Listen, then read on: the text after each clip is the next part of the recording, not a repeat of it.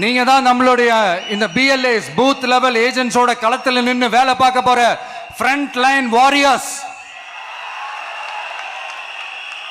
இப்ப நடக்க போறது வெறும் எலெக்ஷன் கிடையாது, இது ஒரு ஜனநாயக போர். இந்த டெமோக்ராட்டிக் பேட்டில லீட் பண்ண போற கமாண்டர்ஸ் நீங்க தான்.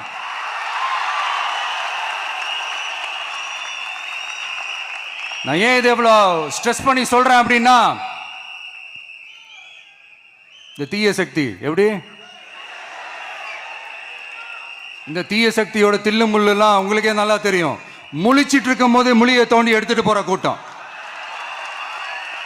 அதனால கொஞ்சம் ஜாக்கிரதையா இருக்கணும். நம்ம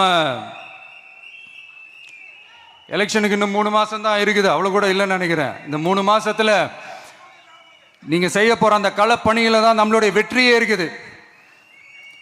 உங்களுக்கு இந்த விஜய் பிடிக்கும்ன்றது உண்மைனா, சத்தியம்னா, உங்களோட உழைப்புல அதை காட்டுங்க.